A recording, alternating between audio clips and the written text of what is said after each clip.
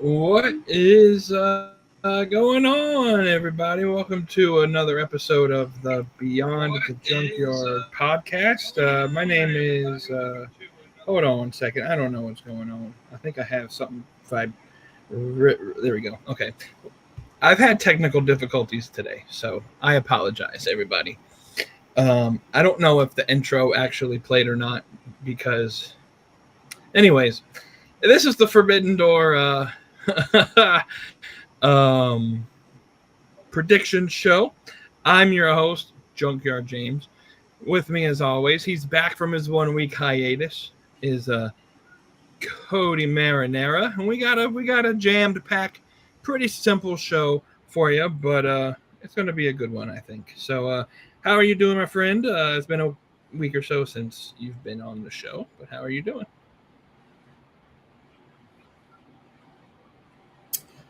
Um, I'm alive. I'm here. Uh, we've been sick the past 2 weeks. It's been, I feel like, taking forever to get over sickness, but doing much better today. Feeling much better. Doing all right. Yeah, I think we're good. How the hell are you doing, sir? I'm doing all right. I just of course, everything was working earlier, and now I don't know if anything's working at all. So let me know if you're watching this. Hit that like button, subscribe, share the video, comment below. Tell me if we're having technical difficulties, like I assume we are. I don't know. I think it's live. I can't really tell. But all right, everyone. Let's get in. Last week Watching it from my we had YouTube, a so it big seems like it's good to go. cool, good deal. All right. So last week we were planning on doing a version of this or that was uh, food related, trying to do different topics rather than just a bunch of wrestling topics to allow people to join into the live stream and catch on this. And so we're going to do that this week. We got a fan submitted topic that I think will be a good discussion for us that we'll talk about here in the middle of the show. And then obviously, what everybody has come here for, the Forbidden Door prediction show. Uh, those predictions will come in our final big main event of the night. But let's start with our this or that. Here we go. So it's food edition. Um, so you're just going to choose which food option you would prefer over the other. Let's pull it up. Here we go. Let's hope it works because we've had technical problems here. All right, here we go. On the left, we got some ham. And on the right, we got some nice crispy bacon. My friend, which one would you pick? If it's crispy bacon, give me the ham. If we're talking the bacon's a little soft, a little chewy, give me that bacon. Gotcha. So you like a little bit of a raw bacon. That's cool. That's cool. I like my bacon with a little bit of crunch. I'm going bacon either way. Ham to me is like, I know they're kind of the same. They come from the same animal, but bacon is 1,000 times better than ham. All right, let's move on. There's only like 6 or 7 more of these, so let's keep it going. Number 2, we got scrambled eggs or some over easy sunny side up eggs.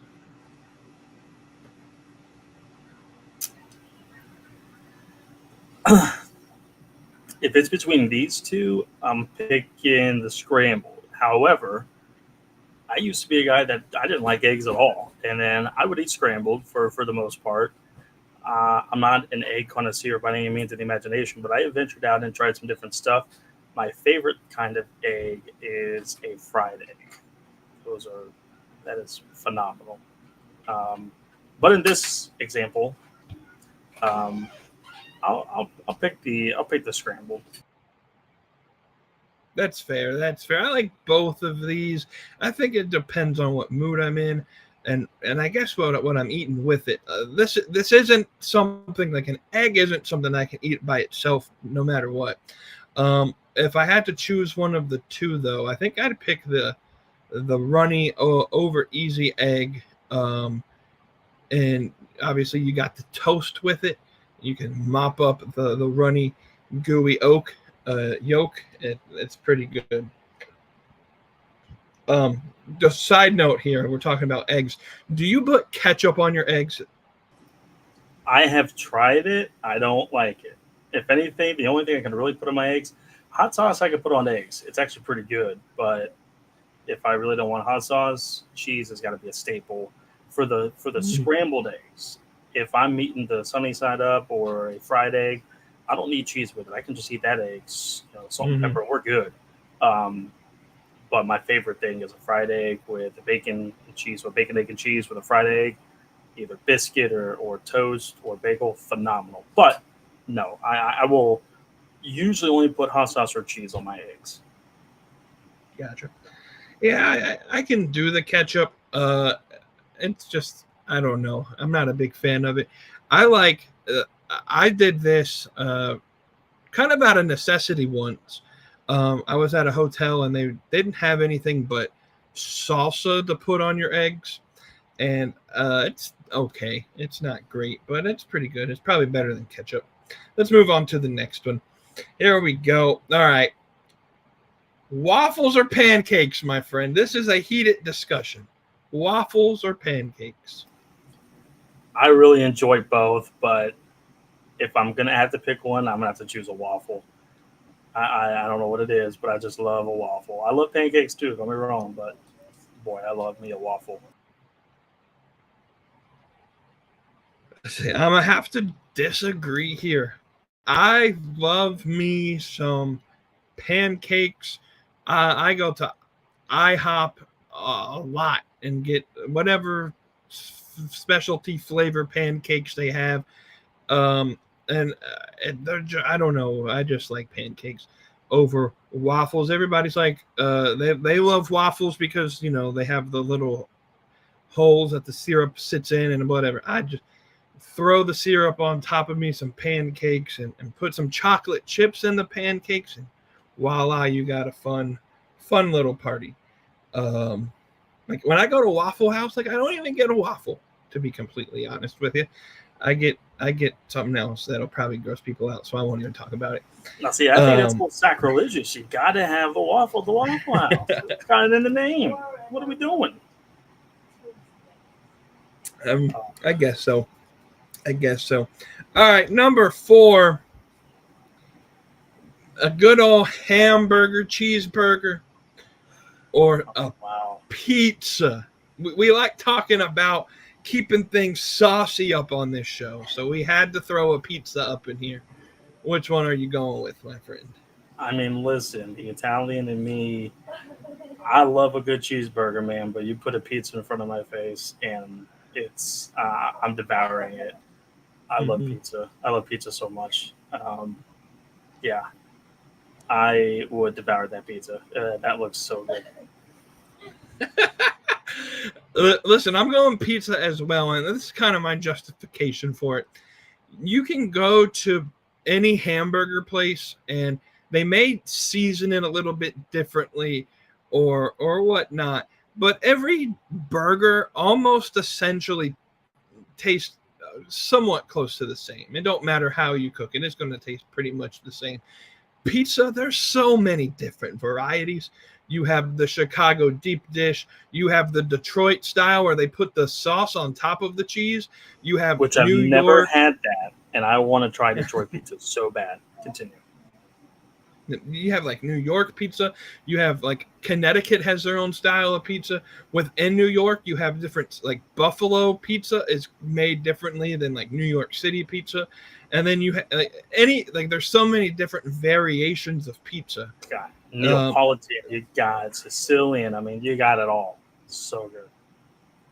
Yeah, so I'm gonna go pizza, and let's keep it going. Speaking we got of pizza, taco. Quick side note. next weekend. Thursday, I will be here for the show, but next weekend, Labor Day weekend, we're going down to the beach. There's a pizza place Ooh. I have discovered, and I know it existed. It's in Conway, in downtown Conway. Anto's Roman style pizza and subs. Is I it the have best so pizza you've ever had?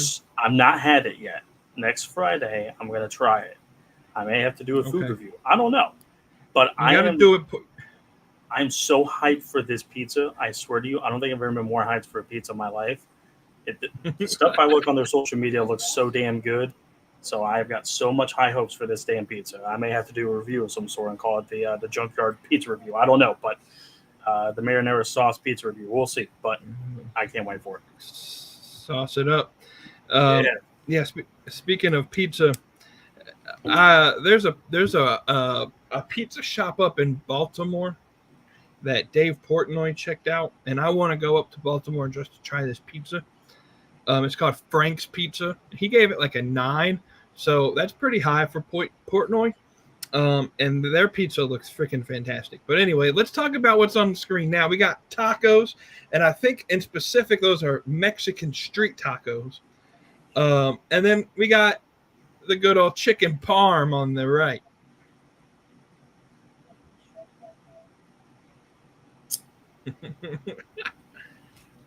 Now, see, if you had probably chosen like a Taco Bell taco, that chicken parm is easily hands down winning.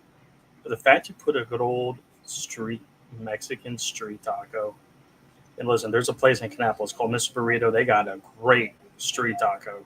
Don't get me wrong. But I'm telling you, you go to Cancun or anywhere in Mexico and you get the legit kind of street taco. Especially El Pastor street tacos, get out. Just get out. It's so damn good. Now, if you put Filomena's chicken parmesan up on the board, that's a totally different ballgame. Filomena's in Georgetown in Washington, D.C. You will thank me later. Chicken parm, holy shit.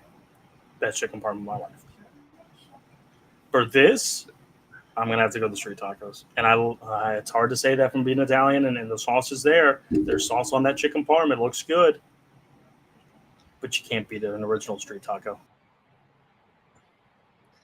Yeah, I think I'll pick the street tacos too, because typically, like a street taco, like you're not getting a street taco from like an authentic street taco from like a Taco Bell or whatnot. Like you're going to go to someone where they probably have like heritage in the kitchen cooking the same recipe for 50 years. And so they're all pretty consistent. With chicken parm, like sometimes some people's chicken parms are really good. And then there's some chicken parms that I've had that I'm like, take this back. I don't want it anymore. Like, I'll throw it out. And that's a chain restaurant, so it's probably why. But like Olive Garden's chicken parm is absolutely atrocious. But the Filomena's that you're talking about, their food is good. That's good Italian food. If you're ever in the DC area. All right, here we go. We got a nice cooked steak, and I know that steak would make your wife cringe. But it's a nicely well-cooked steak. And then on the other end, it's the bird of Thanksgiving. We got a nice cooked turkey. Which one you picking? I love turkey, especially Thanksgiving turkey. That turkey right there looks great. However, I feel I can only have it a couple times a year. I could probably eat steak every other day, mix it with the pizza. Maybe every fourth day, mix in some pizza, chicken parm, and pasta spaghetti. Anyways, I could eat steak a lot more than I could turkey. I love steak. Yeah. I gotta go with steak.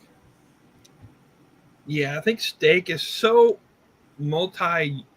use. Turkey's very one-dimensional. Like you can't cook turkey. Like you can fry a turkey or bake a turkey or whatnot, but like you can't really do too much with turkey. Steak, you can eat it like it is. You can put it steak tacos or even if you want to get a little crazy, maybe put some steak on like a pizza or whatnot. Like there's so many different things that you can do. Look, listen, steak pizza sounds. I might actually have to try that. Yeah, I'm gonna go with the steak. And now the last one here, I put this one on here because you see the flag up here in the top corner of my pod here, and I'll make it bigger so you can see it. You see that Buffalo Bills flag right there? Listen, what you picking? Ranch dressing or blue cheese dressing, my friend? The stuff on the right, my right, our right, looks like it's moldy and it's gonna kill me, and I ain't touching it. And to be frankly honest, I don't really put any sauce on my wings. Just give me the buffalo sauce, even garlic parm or even teriyaki. Call it a day, and I mean that shnikey just straight up. If I'm really feeling it, then I maybe put a little bit of ranch on it, but it's not often. Just give me the wing. The wing by itself should be good enough. But if I have to pick a sauce, it's ranch. I ain't touching whatever the hell that thing is over there. That is perfectly perfected blue cheese, and I'm going blue cheese. I can't go the other way. It's I know people think it's disgusting, but it's no different than a ranch dressing, and blue cheese in and of itself is actually a really good cheese, and it's made with penicillin, or but it's there's the stuff they put in penicillin in it. It's a little bit of a fermented molded cheese, a little bit. But listen, you go over to like Europe and all of their cheeses are sharp and molded. They got a cheese in France that literally they eat it with maggots growing out of it. It's and so I Listen, get it. It's a little. That's the French. We don't talk about them.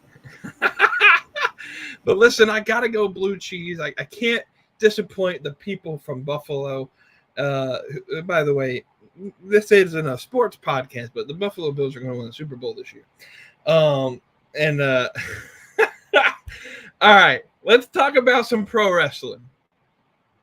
We'll bring the screen back up at the end of the show, but let's put us back on here.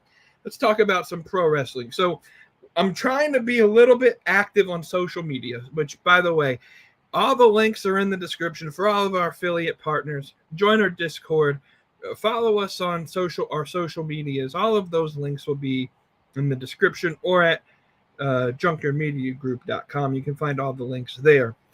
But I'm trying to get more involvement on this show with some of the people who listen and watch and want to wonder what we're talking about. Sometimes it's difficult to come up with some filler segments on the show, and I thought let's get the crowd involved. And so here's a question from one of our good viewers of the show, former co-host of the Slapping Meat Wrestling podcast, DJ Wavy D, wrote in Saturday as I was recording the Saturday show that morning. He sent this in, and I told him, oh man, I couldn't really discuss it on Saturday because I had already recorded the show, but we're definitely talking about it on the live stream Thursday. And this was his question, and it's a good question, but it's a long question. So I'm going to read it word for word from his post that he sent on Discord. It goes like this. All right. He said, I could be mistaken, but I feel like AEW's world titles scene has been dominated by heels since its inception. Does AEW need a quote-unquote John Cena or Hulk Hogan to carry the brand to new heights? Do you think they need that mega babyface to attach the rocket ship to? And do you think Hangman is that guy, or do they need someone who is more white meat? I'll let you answer first, and then I'll give my thoughts.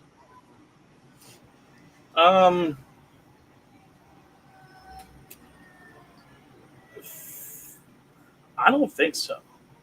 The reason why I say that is because I feel, and this is not to take a shot at any company, I promise. I do enough of that as is. I feel that in AEW, it's for a little bit more of a niche audience, more of the Mm-hmm. smarter fans, a little more the diehards. They're not as cookie cutter as a WWE type fan that they're used to having the babyface, the heels, always fighting, and you have Right. your white meat babyface that is carrying the company for years. Um, like you said, Hogan, Cena. Um, So I'll throw in here. There's an additional piece that he added that I left out intentionally to see where your answer was going, but I'll throw it in here. He says to elaborate when he says babyface to attach the rocket to, he's thinking of someone that can overcome the mainstream barrier and be the face of brand deals like Cheerios, Fortnite, Hershey's, etc. Someone that can be the icon of like a Cody or Cena. That can, do all of the corporate sponsorship stuff. So you can go ahead, continue. I mean, I guess if you had to pick one that would do that, it would be Hangman. At least at the moment, he's your white meat babyface at the moment. But I don't necessarily think AEW needs something like that because we're okay with having the heel run the company because in AEW it seems that the heel is the one who's driving the business up a little bit more. When Jericho was the world champion, obviously the first one, it brought eyes to AEW. He was the champion for about 8 months until Moxley beat him at Revolution 2020. But it was great business to Jericho as the world champion, having the heel as the world champion. And then you get into the Death Rider storyline with Moxley. And yeah, maybe a lot of people didn't like it the first couple months, but it started to really gain some steam at the New Year mark. And business was doing better and better each and every month with Moxley as world champion from January up to about June, until he lost it at All in Texas a month ago. So it's kind of like a WCW type of thing to where, obviously Hogan and the heels had the world title for so long, and they needed that babyface to kind of be the person that they could get behind to rally and dethrone the heel. I think Hogan versus Flair, 94, Savage versus Flair, 95, 96, and obviously Sting, 97, Goldberg, 98. So it's just different formulas, different things that I think work for each company. I don't think you can do the same thing. Like a WWE can't do the same thing as an AEW, and AEW can't do the same thing as WWE. They're two different companies. Whatever works best for them. I think WWE needs to have that kind of thing because they are more of a corporate-owned thing, and sponsorship is very important. I'm sure it is to AEW as well, and Hangman could probably do that. Maybe even Ospreay to a certain extent, but maybe even Swerve. But Swerve, I think, has his better work as a heel anyways. Right. But yeah, I don't necessarily think AEW needs to do anything like that. Yeah, so my thought is along the same lines as yours, but I think we have to ask the question, does AEW keep the traditional definition of heel and babyface? Because you look at Hangman Page as a character, there were moments when at the start of this current run that he was in, he came in as a heel, and it's not like he did some grand gesture to turn himself face. He just kind of realized over time that the path that he was going on was not giving him the satisfaction that he wanted. So I feel like AEW doesn't necessarily use heel and baby faces as the mark of where a character goes in a story, and that there's a little bit of fluidity between who can be the baby face and who can be the heel in a storyline. You have a storyline like Um, I'm trying to think. Like AEW is very comfortable running guys who aren't necessarily baby faces or heels. Like Swerve and Hangman. It wasn't like a traditional like good guy versus bad guy. And even in some extent, like Moxley was a heel, but they presented Moxley in such a way that he was like the anti-hero.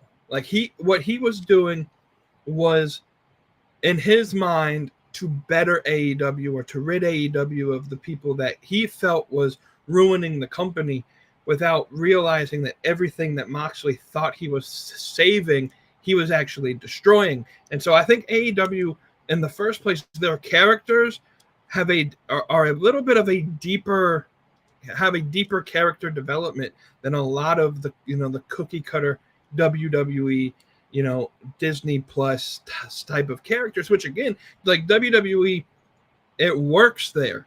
And so they're good doing it that way. And that's not necessarily a bad thing for them to have the storylines the way that they're doing them. But again, like you said, AEW, that the WWE mindset doesn't work or won't work in AEW. And I think you started saying something that I want to kind of expound on. AEW's fan base is a very niche market. Having somebody that is a white meat babyface to do corporate deals will not bring people from WWE who are WWE fans into AEW. AEW doesn't, they're a private owned company. They're not publicly traded, so they don't really have to speak up for stakeholders or shareholders. And for the most part, they don't have a whole lot of sponsorship. Like they do crossover events with like Superman for the Warner Brothers stuff, or maybe like Tekken or some of those other video games. They may do some like special entrances for. They've done like Rick and Morty stuff before. But as far as I'm aware, the only quote unquote sponsor that they have right now is iDrink, and Harley Cameron does those commercials.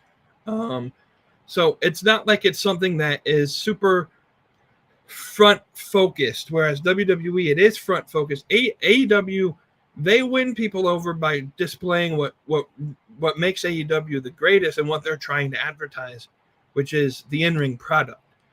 So the in-ring product is their advertising. And so I have a list of concerns with AEW's advertising and marketing scheme. They're still miles away from perfecting their marketing. But I think instead of, saying we're going to try and take WWE's viewerships with like these big corporate sponsors and signing these big, bringing Uber over baby faces that can like promote the product around the world or whatever, they're just leaning in on their people and they're letting their product talk for themselves. I've seen dozens of people on social media start watching AEW over the past few weeks just because of the PR nightmare that WWE has had from SummerSlam throughout the last couple of weeks, with the whole Brock Lesnar thing and then this whole ESPN deal and all of this. Like a lot of people have realized, let's give AEW a shot. And they come in, and AEW doesn't have to, persuade them with anything other than this is the wrestling that we promote, that we put on. And if you like it, you like it. And if you don't, this show just isn't for you. And so I don't think they necessarily need it. The funny thing is, though, like you said, the heels dominate a lot of the advertising space. Mercedes Moné is one of the bigger heels in the company, and she does a lot of the media stuff. MJF goes on TV and does a lot of media. Moxley, when they were in Cleveland, Moxley did the media stuff on TV. So I think they're comfortable letting the heels do some of the promoting, and because they don't use the terminology of heel and babyface in the same way that WWE does.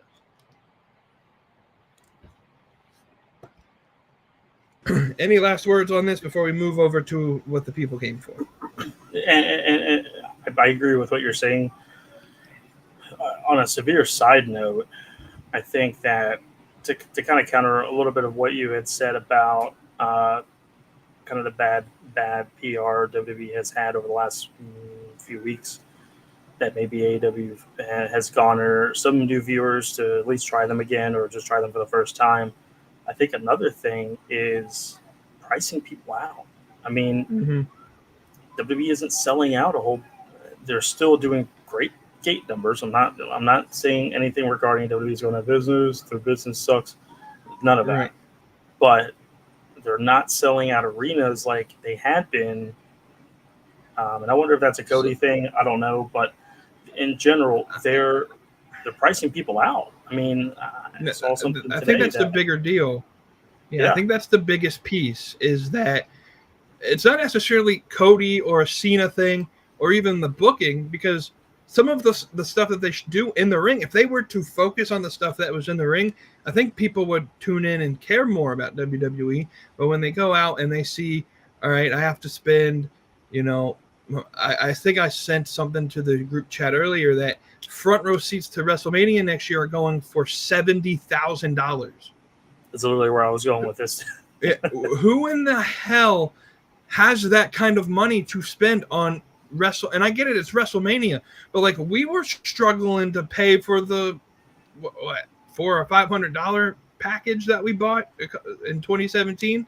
We like paid it was $250 for each to sit basically middle of the stadium. We weren't in the club section. We were just literally the middle bleachers of Camping World Stadium, and there were good seats. But $250 for that. We weren't sitting all the way up top, but we weren't going to pay $1,000+ to sit in the lower level. The middle section was perfect for us, and then we paid $150 for middle tier for SmackDown after Mania, and then we paid, I think we're at around $80 to $100 for Raw up in the nosebleeds, Raw after Mania.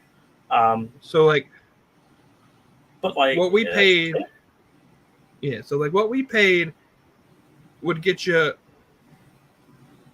a nosebleed for one show. Nosebleed for NXT. Right. Like it's so, and it's not just the WrestleManias or the PLEs. Like even the Raws and SmackDowns are outrageously priced. So again, I don't want this to be like a beat up on the dead horse, because we talk about it all the time, but it's in the news right now and it's a real thing. And I know the AEW numbers came out and cable viewership was down again this week. But I gotta wonder though if the numbers were down because people just stopped tuning in, or if the numbers were down because they realized, oh wait, shit, I can watch this on HBO Max instead. Maybe. I mean, it's a weird phase right now. Kids are going back to school, obviously, and some are starting to wind down a little bit. So maybe that has something to do with it. I'm not 100% sure, but it's one of those things that AEW people made a huge deal for the fact that you could pay $150 to sit, if not on the floor, pretty damn close to it for All in Texas, whereas $148 is the cheapest ticket for WrestlePalooza in September in Indianapolis. A brand new pay-per-view that is just, it's going to be a B-tier pay-per-view. It is. But it's the first PLE on ESPN, so they're going to hype it up, maybe even give you a really good loaded card because it's the first PLE. But WrestlePalooza sounds like a Vengeance, a mid-tier pay-per-view. And the cheapest tickets are going for $148 in the nosebleeds. I'm not paying for $148 to sit in the nosebleeds at a WWE show. Not doing it. Right, and you get 4 or 5 matches, and half of the show you have to stare at a screen to watch the advertisements that they show. Yeah. So, but the alternative for the ESPN part is paying, unless you have one of the few TV cable platforms that partnered with ESPN, you're paying $30 a month to watch the same stuff. For year 1, year 2, it's going to go up. They've already announced that. So, anyways, enough to to beat that horse. I didn't want to make this a beat up on WWE session, but and in reality, it is. I think people have to realize that there is a difference between what WWE is trying to do, and I wonder if at one point will TKO decide to rebrand WWE as a whole? Because they're not doing wrestling anymore. Like it wouldn't make me that angry if like WWE rebranded to be like World Sports Entertainment, especially now that they're on ESPN and they can, if they were sports entertainment, it would make sense. Okay, what they're doing is sports entertainment, but to have wrestling in the name and not really focus on wrestling, just the purist in me, it just irritates me a little bit. And so there's just a difference in styles. And so what works for WWE probably isn't going to work in AEW. And so I think that's okay. And I love the question. It really made me think, if we had to choose someone for AEW to do to be that baby face. And I know we mentioned Hangman, but like someone like Orange Cassidy, I think would be pretty decent at, being that, or Darby Allin. My social media blew up this freaking week because I mentioned that kids loved watching Darby Allin do his Daredevil shit. And apparently that's such a hot take that the people on the other side lost their flipping minds over the fact that I said, from experience, knowing kids who love Darby Allin, that Darby Allin is a draw for the kids. Well, the kids don't care about work rate. They like Darby Allin jumping off fucking buildings. That's what they like about Darby Allin. They don't care if Darby Allin can do a 640.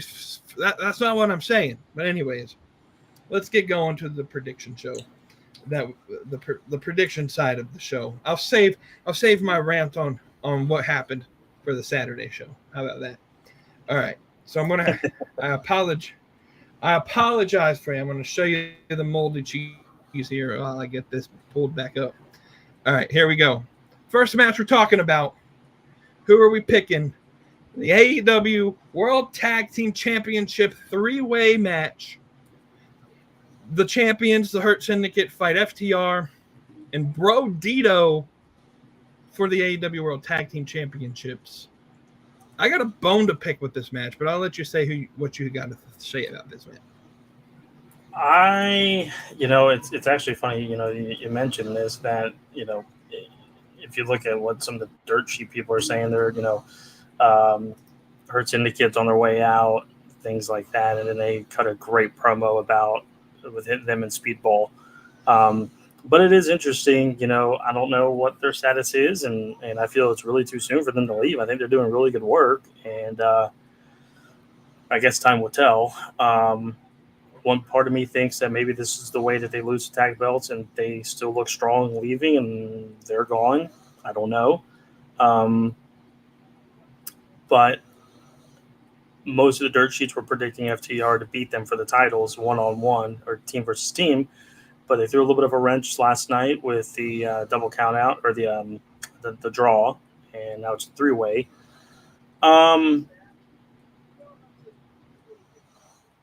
I think that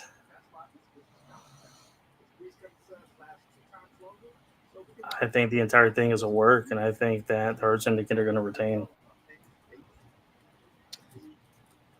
Well, that would be great, and I would if that is the case, and this is a work, and the Hurt Syndicate take the win, I would be absolutely and I'll take this back next week if that happens. I'll say this because I'm about to blow this match up. What the fuck is this? How are we going to have a fucking draw in the finals of a tournament? In what fucking way does that make any sense? Especially rewind 48 hours prior to the show, the G1 Classic Climax Finals. The announcers made it fucking clear. Typically, their matches have a 30-minute time limit. The announcers made it fucking clear in that match. We get a winner. There is no time limit for this match. And for them to have a 30-minute draw in the finals of a tournament, I don't love it. It makes the tournament look like completely worthless. And the fact is, I think they swerved this because I think the dirt sheets were telling the truth. I don't think so. My pick is FTR is winning, and I'll explain here in a minute. I think FTR is winning, But I think the dirt sheets are correct that Hurt Syndicate does not want to lose to FTR because they want to work with the younger tag teams, which is why they were okay working with Jet Speed. They want to work with people like Private Party was one. Private Party and some of the other ones there. And so this is a way Brodito takes the pin from FTR. The Hart Syndicate doesn't have to look weak in their loss, and you can get the belts to FTR, because especially now that WrestlePalooza is happening head-to-head against All Out, we're getting the title match, FTR versus Cope and Christian. All right, shut up. You made me change my pick. I'm picking FTR too. Because I really counted out. I don't know about the Hurt Syndicate leaving or not. It does make sense if they do. I think maybe it's a little too predictable for the way that the match is set up. That I think maybe Tony wanted to play into the dirt sheets. So Tony sometimes does that, and then we're like, oh, maybe they're not leaving. Maybe they're not doing something. We shall see. But as soon as you had mentioned about All Out next month, and of course, it just immediately went back because I guess I had watched Dynamite earlier today, and some of the parts I don't fully remember, but I remembered as soon as you mentioned that the Cope and Christian segment and how Christian was like, Cope is helping me with my Kip and Nick problem, and I'm helping him with the FTR problem. And I'm like, shit. And Copeland's on the poster next month at All Out. That makes too much sense. It's going to be FTR winning the belts, and then they're going to immediately drop it next month at All Out for Cope and Christian to get their big reunion tag team championship thing and all that. So yeah, that makes way too much sense. I hate switching things up, but I have to pick FTR too. And then to play into it, well, they might get rid of their Kip and Nick problem. But we'll talk. Is this the next match? Yeah. Killswitch is back. And I don't know if you saw that vignette. There's somebody that resuscitated this man to life. And the rumor mill is running wild. And ladies and gentlemen, Jungle Boy might be back. Here's my thing with that. Here's my problem. What significance would he have to be doing that when he still came back as technically a heel in this situation, even though it kind of seems like a face thing as well? It's a weird spot with Cope and Christian, because obviously Cope is the baby face, and Christian is, I don't even want to say he's still a heel. I think he's kind of a tweener right now. But Killswitch obviously came back to beat him up. That would kind of make him a face, but then he beat up Cope. So what is he? Kip is a heel, but like where Luchasaurus Killswitch being in this whole thing is just weird. I understand they kind of had to do a last minute thing because Nick was hurt. I get that. But what would Jungle Boy have to do with this situation? And then before you explain that, I think the commentary team did a shit job last night with his return. Oh, yeah. The crowd ate it up. That was awesome. It was great seeing him back. But I think they were just, look who's back. Like, just no pop, no surprise. Mm-hmm. It was just like a normal return for Speedball Bailey. I don't know. It just did not seem like it deserved a bigger moment. Yeah, they did. Commentary team. Yeah, they didn't make it seem like this guy literally almost died 12 months ago. Like, they could have done a better job of hyping it up.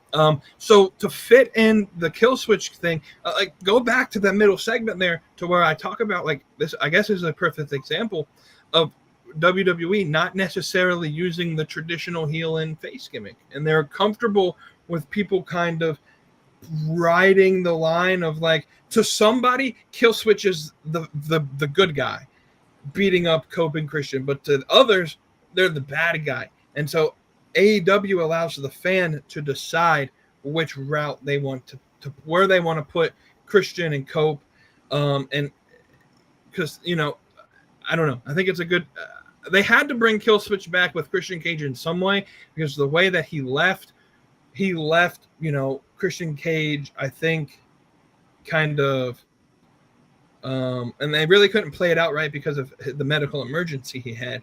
But they were getting to the heel turn or the face turn for Killswitch, and then he had his medical problems, and so they had to do it. I think if we got Jurassic Express as like a dominant heel tag team instead of a face tag team, I think it would be pretty cool. And like Jack Perry still, maybe he doesn't go by Jungle Boy. Maybe he still keeps the kill switch or the scapegoat gimmick, and still partners with the Young Bucks in some way. But they bring that tag team back together. And Jack Perry has been posting interesting videos of him in the woods here recently. So like, I think he's playing into this idea that in storyline, let's just say he just goes out and he leaves. We haven't seen Jack Perry in like 300 days. His disappearance this time was longer than his disappearance when Punk choked him out 2 years ago. And so, yeah, I think it would be interesting to see, like, maybe in storyline, Perry found an injured Luchasaurus and resuscitated him back to life, and they reformed this bond. But they're coming back for revenge, and they don't want to be liked by the people. I don't know. Yeah, let's talk about this match. Sorry, one more thing. Yeah. I know people want the OG Jungle Boy back and Jurassic Express back. I really enjoy. Scapegoat. I enjoy it. I think it's a different side of Jack, and he does well with it. But I think he was given a shit end of the stick, obviously because of the Punk situation, that I don't think we were really able to see the true potential of the character because of that cloud hanging over his head. I think him having this whole year off, absence makes the heart grow fonder, whether it's injury or not injury, whatever the case may be, bring him back, have him and Luchasaurus. Eventually we can get Jungle Boy back, but let's have them as a heel. Let's try that. Right. Let's see what it looks like.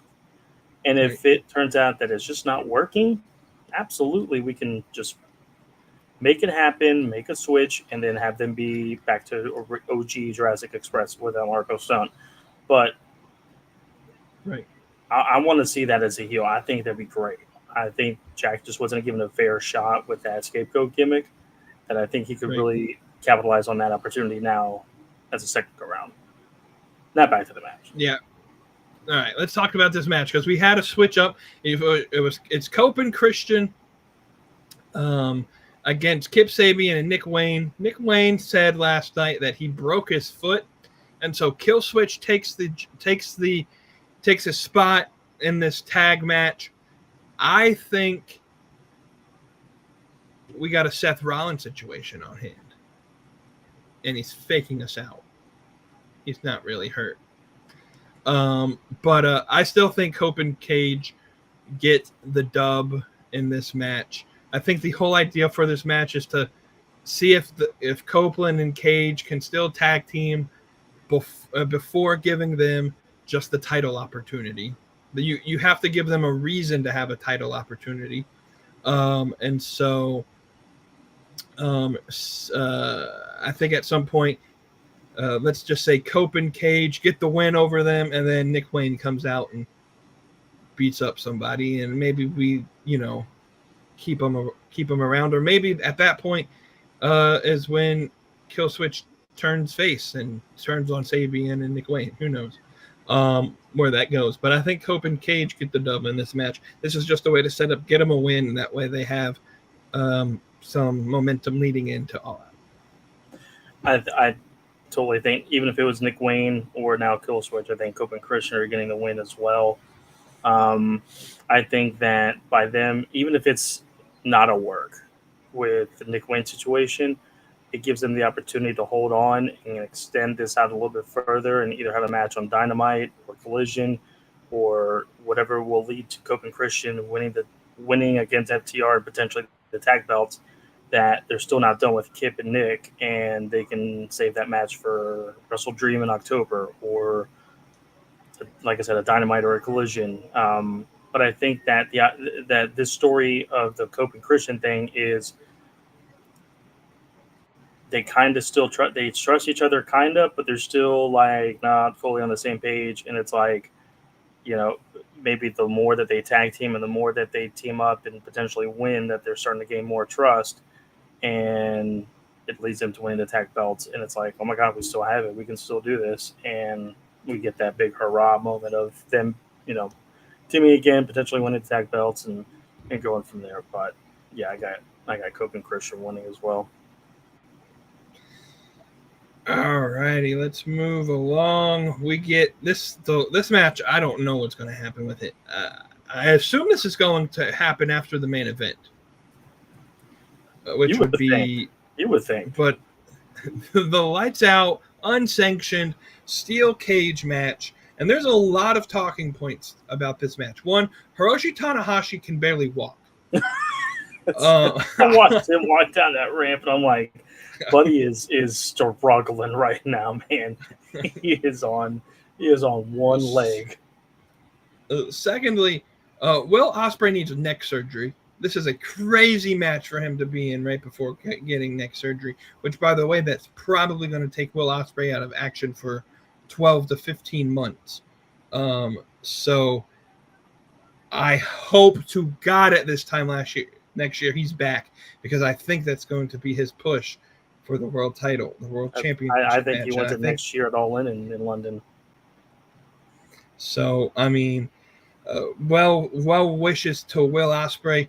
I hope Tanahashi doesn't blow both knees out. This is just a crazy match for people that like Ibushi is literally like what, a year out from having a massive injury, and he just came back. Omega has diverticulitis. Ospreay needs neck surgery. Tanahashi can't fucking walk down a ramp, and then Darby Allin might be the healthiest motherfucker in this ring. Which is crazy because you just escalated, climbed and came from Mount Everest. Yeah. So this is going to be a interesting match. There's a rumor going around that this match is going to have two rings. It's going to be a double ringed match. See, I feel like they would have made that a thing last night. I don't understand why they would wait until Sunday to show it, announce it, or whatever the case may be. Unless they announce it on Collision on Saturday. I don't like that. I feel like they should have done it last night. Yeah. The only other option, because that's 1, 2, 3, 4, 5, 6, 7, 8, 10 people in one cage, ain't happening. Unless they make this a huge cage, like a Hell in a Cell type of thing, and it allows them to have more room. But I feel if they're going to have two rings, that they should have announced this last night, and they should have really announced it a week ago. But I would not love the decision to do it with very little build to it. Right. But this is going to be a just fucking insane match. Yeah. So I'm going to pick, and this is tough. I'm kind of. All right. I'm going to make an executive decision on this one. I'm going to change my pick from what I put in the Discord prediction page. Give me the Death Riders. I think they win this match. Just with they gotta write Ospreay off of TV. This is Tanahashi's last match in England, so and it's not like a one-on-one match. So I think his big celebratory match. He's wrestling in Rev Pro, I think, a couple nights before. So like workhorse Tanahashi at the end of his career, and. So I don't know. Something inside of me says they got to keep the Death Riders alive, and we may get some gimmick. If Jack Perry isn't a part of the Kill Switch angle, I think this would be a great opportunity to have Jack Perry continue under the Young Bucks stable with the Elite. But I guess we'll see. Maybe at some point we get like Drilla Maloney, Robbie X, some of the people from War Dogs to come out there and help Gabe Kidd. We might get an Eddie Kingston return too. I feel like we talk about the same people returning in every Moxley match. I'm going Death Riders on this one.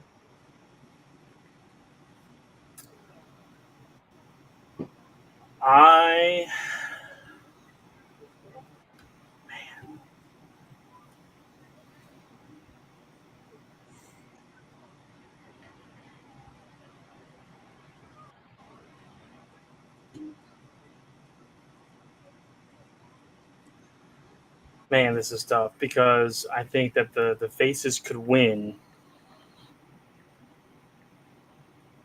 and they just get beat down by the Death Riders at the end of the match. Um,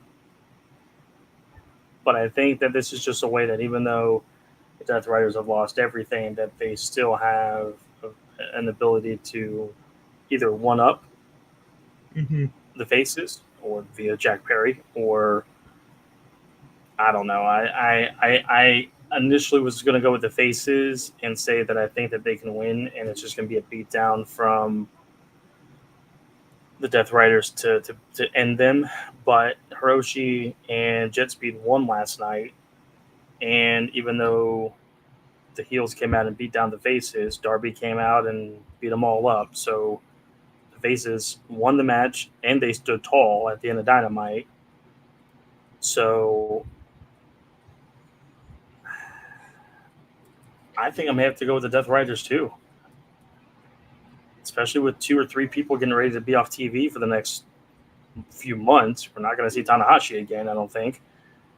I think we're going to get the Death Riders winning this match. All right. TNT Championship is on the line on Sunday night when Kyle Fletcher takes on Hiromu Takahashi. I love this matchup. I like Kyle Fletcher. Takahashi, he's not as in his prime in the ring as he was like 3 or 4 years ago, but he's still a really good wrestler. This is going to be a fun match. This isn't really hard for me to make a pick. I think Fletcher retains. Yeah, I think Fletcher retains too. I don't think they're going to give a New Japan guy the TNT title, especially with Fletcher just winning it. I think it's going to have a pretty lengthy reign. I think it's going to be a really good match, but no, I'm going to go with Kyle Fletcher as well. Alrighty, let's move on. AEW Unified Championship. And if I didn't read Sean Ross Sapp's report today, I would have picked Swerve Strickland to win this match. But Swerve Strickland is dealing with a torn meniscus. And I'm sorry. He's had a torn meniscus since 2019 when he was in NXT training in the Performance Center. For all of those saying that the Performance Center are such great things, he tore his fucking meniscus in the Performance Center, and they told him just to keep working. And he's been working on it since 2019, and he's finally about to have surgery on it. I think Swerve Strickland's about to be written off TV for a while as well. So give me Kazuchika Okada to retain. I think it would have been weird to have Okada just lose this Unified Championship a month after winning it. If it was maybe for one single title, I could see him losing it. But even without the Swerve injury thing, which of course does matter and factors into it, I think I would have had Okada winning anyways, just solidifying this championship, this whole era of this unified belt, just having big wins over Omega and now over Swerve. I think solidifies it, which 2, 3, 4. We are 5 for 5, same predictions. But does not happen. Does not happen. But I'm gonna go with Okada as well. So either we all are we're going undefeated, or we're going to lose every single one of these together. So I feel good knowing that we're picking the same, because you're usually more right than wrong on these predictions. So. All right, let's move on to the next one. We got the TBS Championship 4-way match, a collaboration between AEW, Stardom, and CMLL. Mercedes Moné defends against Alex Wenza. Persephone, and just announced yesterday by Stardom, the massive Bozilla. And I don't know if you've watched a Bozilla or Persephone match. They can go. I am excited for this match, and I'm going to throw out a hot take for everyone real quick before I tell you who's going to win this match. this might be match of the night. This might be the best match on the card. All four of these women can wrestle their ass off. Mercedes Moné is retaining. I don't think there's any way she drops that championship belt. She's like 60-ish days away from becoming the longest reigning TBS championship holder in company history. I think they want to wipe the stain of Jade Cargill out of the record books. She's holding that belt until would it be Wrestle Dream? Yeah, Wrestle Dream would be 2 pay-per-views from now. Depending on whatever the date is for that. It would be Wrestle Dream, or right after Wrestle Dream would be Full Gear. So one of those 2 pay-per-views is when she'll get to the record and drop it. I think Mercedes Moné retains, but again, this is going to be a great match, and you're going to see 4 really good women all get their good spots. And let's talk about Mercedes Moné for a minute, because people talk a lot of shit about her. But she's a workhorse. She's wrestling 4 matches this week. She had a match last night.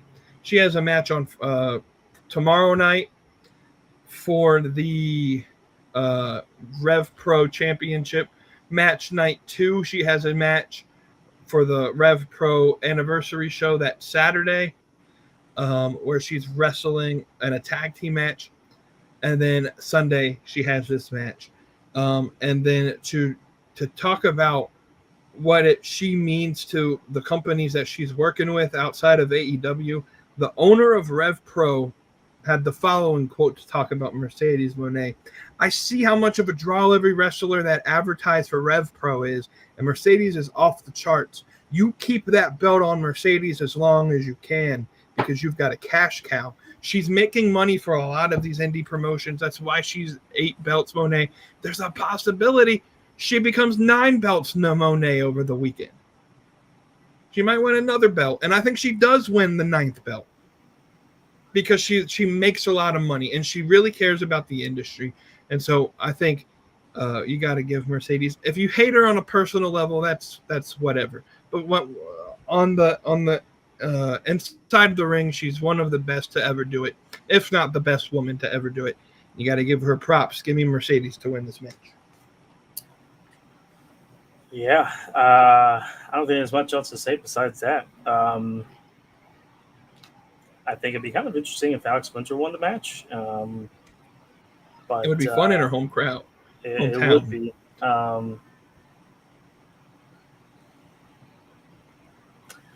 Which brings me to a point that, you know what, if I'm not going to have the hometown lady win, I got to have a hometown person winning something. So I'm going to change up. I'm going to change up my pick for the for the lights out match. I'm going to go with the Faces. I don't whatever you want to call that tag team. The unsanctioned match. Yeah, I'm going to go with Omega, Ibushi, Tanahashi, Darby, and Ospreay. Got to have the hometown guy win one match since Windsor will not be winning this. I'm going to go with Mercedes as well. I have seen a Persephone match before. She's really good, really stiff. I've not seen a Bozilla match. I have no idea who this lady is. She looks scary. Maybe that'll be a prelude for what will happen on Sunday, but should be a good match. Yeah, she started wrestling. She's German, by the way. I don't know if you can tell, but she's German. She started wrestling in, I think, the same company Gunther came from in Germany. She worked for Rossi's promotion, Marigold, for a while, and then now she's been in Stardom for about a year. So she's really good. I haven't seen a lot of her matches. From what I could tell, she's pretty good. I think she's only 22, by the way. She's really young too. Okay. So yeah, she doesn't look young, but she's very young to be at this stage in her career. Let's talk about the next one. Oh, I can't. I'm sorry. Let me back that up. I talked about that 4-way being the match of the night. I'm gonna have to refrain. This is going to be match of the night. I'm sorry. Zack Sabre fucking Jr. versus Nigel McGuinness for the IWGP Heavyweight Championship. What a fucking dream match. Oh, I can't wait. What's your thoughts on this one? So we got 3 opportunities for the home country people to win the match with TBS title, the lights out match, and then this match. Boy, wouldn't that be something if Nigel McGuinness won the IWGP World Heavyweight title? That would be insane. It is not happening, but it would be insane. This match should be a barn burner.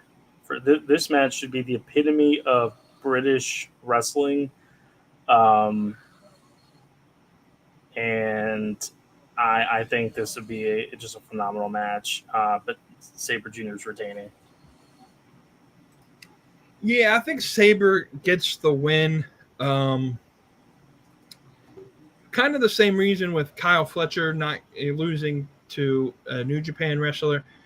I don't think New Japan's going to let their top belt lose to a part-time commentator for AEW. And I love Nigel, and I think he could still wrestle. And it would be cool to see him have the IWGP belt. But we're so close to them ramping up for Wrestle Kingdom. I'm sorry, not Wrestle Kingdom. Wait, no, Wrestle Kingdom. Yeah, Wrestle Kingdom. In January, like this is when we're after. I think we get 1 or 2 more tournaments leading up to who gets some matches. Like Takeshita, I think at one point here, Danny turns on Nigel. Nigel is going to lose to Sabre, and then Sabre Jr. is going to be met by the person that's going to meet him in the fucking Tokyo Dome in January. Konosuke Takeshita is going to meet him in the ring, and we're going to have a face down. I can't wait for this match. This is what British strong style is, and I can't wait to see the crowd pop for this show. And the O2, which, tell me if I'm wrong, have they outsold Money in the Bank 2024 from the O2? Let me double check. I did see an updated count. 1 second. So, Money in the Bank last year drew, or was that last year? Hold on, that was not last year or 2 years ago. Yeah, I think it was 2 years ago. Let's take a look here. That was 17,617. So what did I say? 17,617. Mm-hmm. Let's see. Oh my gosh! Come on. Why is Twitter really being a bitch right now? Why is my phone being a bitch? Really, to be honest with you. 1 second. Evidently, Twitter just wants to just crash on me right now. Un momento, por favor. We were at 17,617, and then let's see. Ooh, I got it from 2 days ago. Have they updated it today? I thought I saw something updated today. Let me double check. AEW ticket map updates. What does WrestleTix say from 2 days ago? 17,159. 17,159. So 13 hours ago, it said 17,135 from AEW ticket map updates. They added more rows in the upper tier, so that's why the distribute went down a little bit. They had 255 remaining, but I think there could be some late production kills. I don't know if they'll get to 17.6 something, but they'll get really damn close. It's going to be a raucous crowd regardless. They may not get there, but they're within 500 tickets of Money in the Bank, which I think is a good testament. Tony Khan, I guess, said last night when they did the taping that even before they come back for All In next year, that they'll have another England show sometime next year before then. So they love England. They love that area. It sells really well. But yeah, let's move on here. 2 more matches. The first one, the AEW Women's World Championship between Timeless Toni Storm and Athena. Whew. This one took me a minute, but I realized I don't know if this is the moment that they give Athena the belt. I think there's still a little bit more to talk about Toni Storm. I think ultimately someone like a Megan Bain or something will be the one that eventually, or Chris Statlander. Didn't Chris Statlander win a title opportunity? I think she won some match. I don't know. Maybe I'm thinking about something totally not relevant, but yeah, I think Toni Storm wins this match. And we let Athena get to 1,000 days as ROH champion, but I think she eventually is going to drop that ROH belt to well, I think she's fighting Mina Shirakawa at the next ROH pay-per-view. So we'll I think that might have something to do with Toni Storm winning here. Yeah, I think their next pay-per-view is Death Before Dishonor 2 weeks or 3 weeks from Friday at the ECW Arena that the AEW is having that residency in starting, I believe, this Wednesday. If not this Wednesday, next Wednesday. But still, I'm very frustrated by this match. I don't think that the storyline should have been this before Athena cashes in that opportunity here. I don't like it. I think she should have been the one to dethrone Toni Storm. But they could have waited months down the road to have this opportunity. She could have got to 1,000 days as ROH Women's Champion, lost the belt then, and then been not call up to AEW, but take some time off, and then call her shot, and then surprisingly do it. And then to me, it would have made more sense. With that being said, I think Toni wins this match. Problem is it's like, all right, we're starting to run out of people here that quote unquote legitimately should win. But I mean, I go back to Megan Bain. She should have been the person maybe to do it then. But if she's going to be the person to do it, we have to restart her whole program again to make her look dominant and get her back to looking strong again to have that potential of her winning. But she shouldn't have had the opportunity to begin with because, like, we've already lost this person once.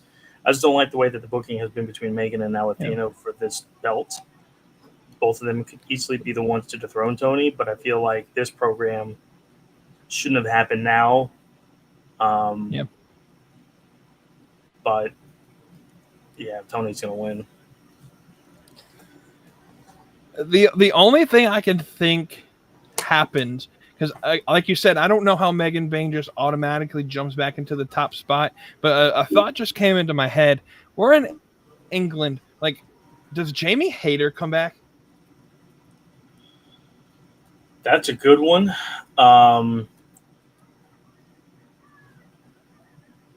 There's a possibility that could happen, but like, what was her program before she got attacked and took out? Was that Tekla?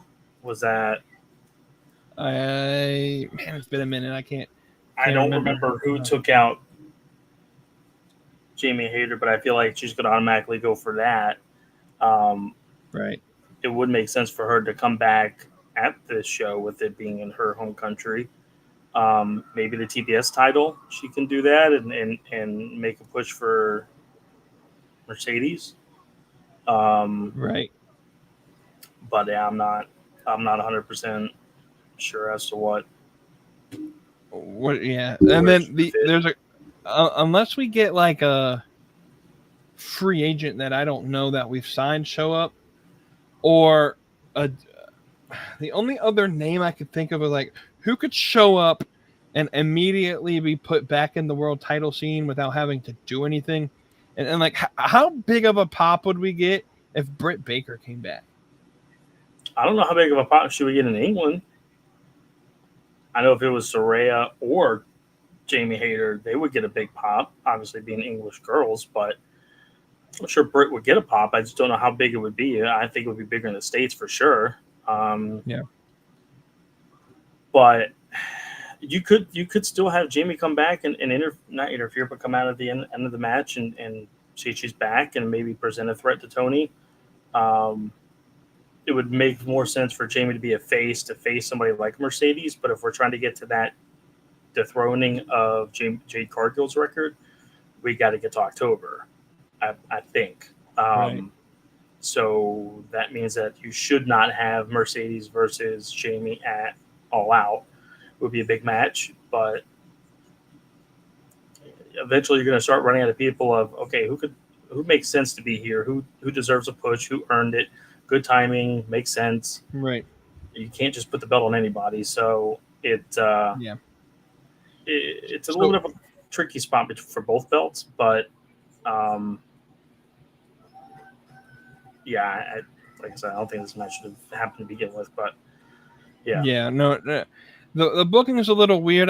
I was thinking while you were talking, like, what free agents could, and the free agents that are available are kind of weak. Like, I mean, you could get like a Cora Jade or a Bea Priestley, but like, would they really get the pop that, I don't know. I think here's the problem with the women's division right now is Tony Khan has kept the mid card, or what would be considered the mid card, and if it was WWE.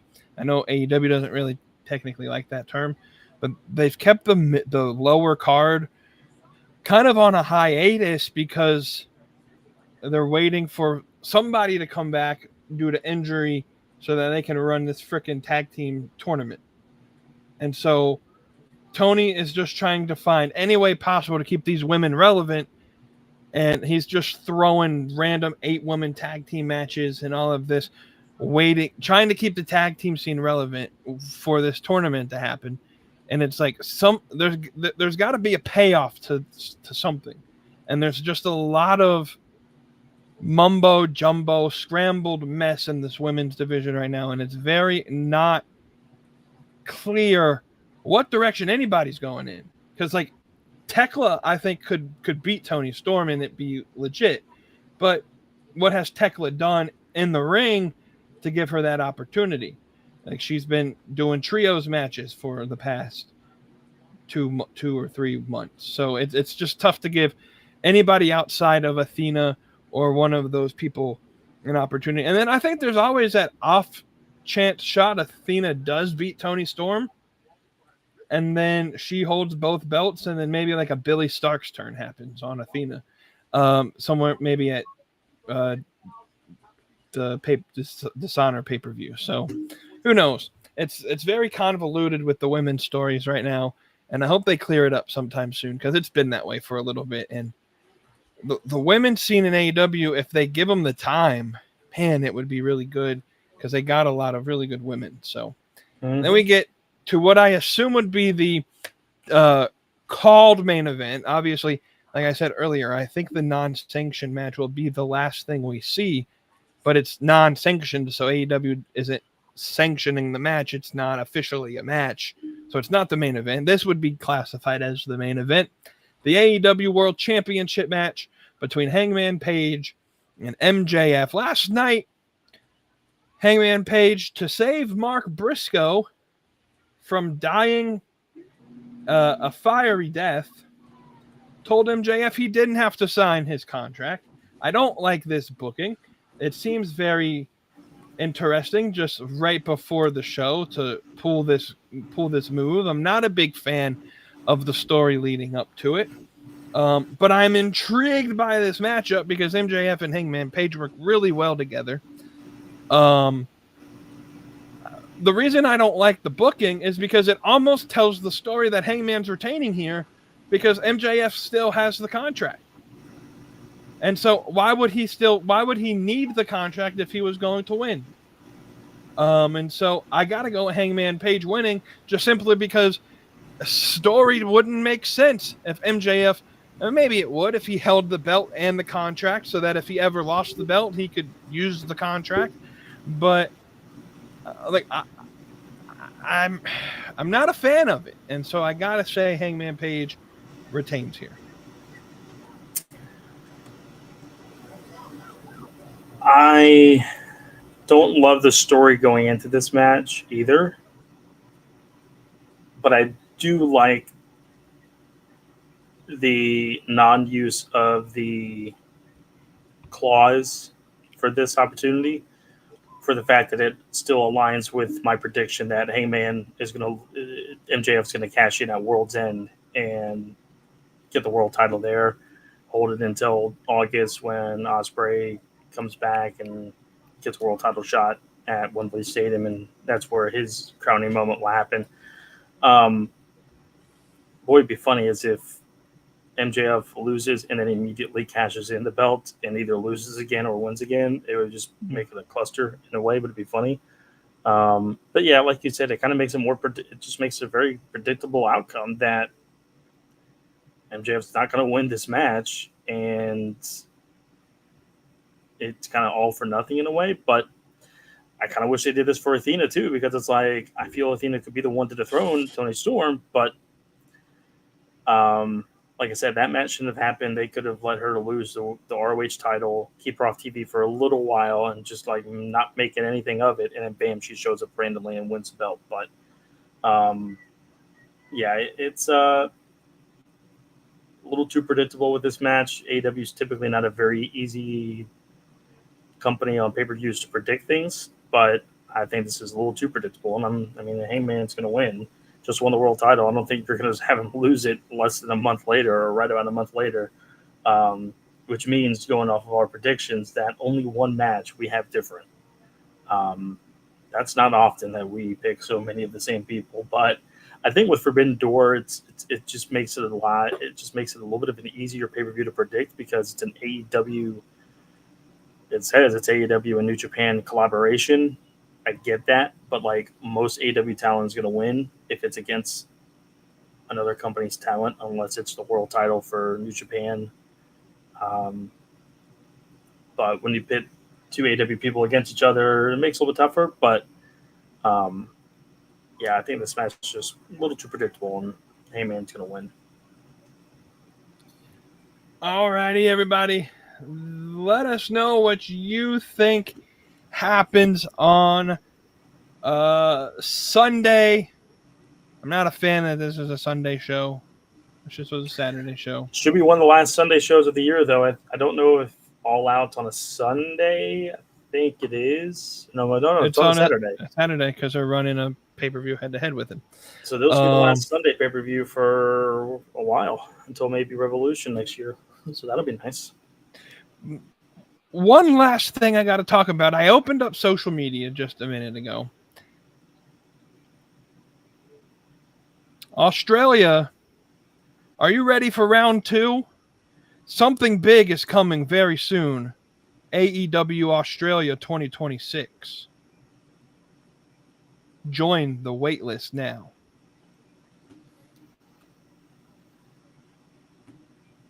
Okay. Something big. So it's not like it's a Grand Slam Australia. It sounds like they might be getting a pay-per-view. That would be good. And that way we can kind of avoid the whole, hey, they were promised a pay-per-view and they pulled the rug from underneath them and they didn't get the pay-per-view. No, that's not what happened. But yeah, I think that would be cool to give them a pay-per-view. Now here's the question. Are we going to have them in the stadium that they were going to run before? Or are they going to go back to the Sports Entertainment Center? Which, I mean, drew 10,000 people. It's a great show, but I wonder how they're going to Wonder how they're going to do all that. The announcement says something big is coming to Australia. Register for pre-sale tickets. It does not give a venue. The assumption would be Melbourne. I think is what everybody's saying. Or Sydney. Maybe they run Sydney. So that's interesting. WWE's running Perth in 2 months. So Australia is getting some love from the wrestling world. I wonder, like, what pay-per-view would they give them? I would assume maybe like a Revolution. That might be the problem. Is we might get a Revolution going to Australia. Well, no, because Revolution was in LA last year, so I don't know if they've announced any of. I don't think they've announced their next year calendar, so no, that'll be interesting. Unless they have a January or February pay-per-view before Revolution, or they turn Grand Slam into a pay-per-view. I don't know, but yeah, that's big news. But that's going to be interesting to kind of see what the announcements from that's going to happen here. I would imagine here pretty soon.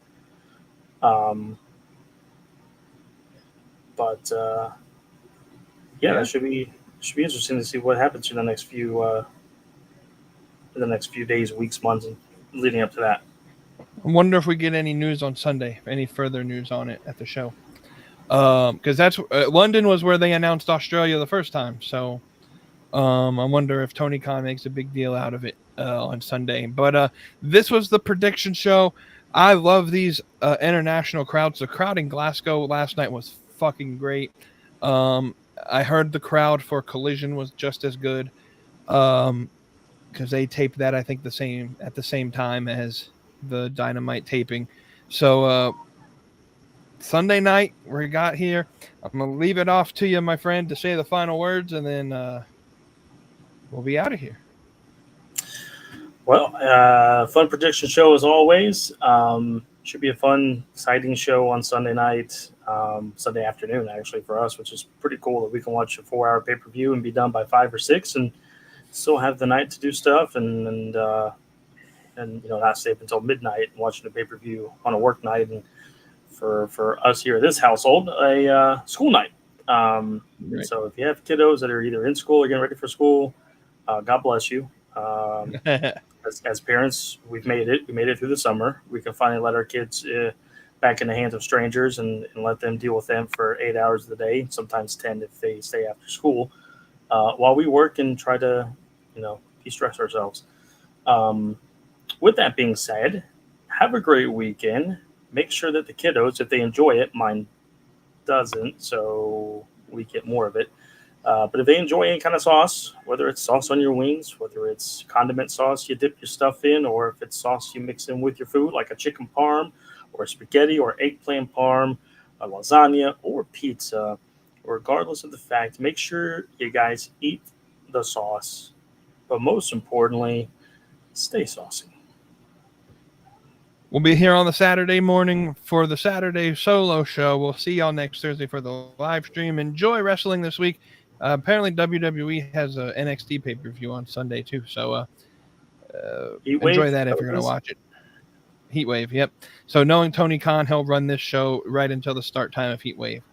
I'm watching anyways, Heatwave. So, anyways, y'all have a good night, and we'll see y'all next week. This has been the Beyond the Junkyard podcast. We'll see you next time. Beyond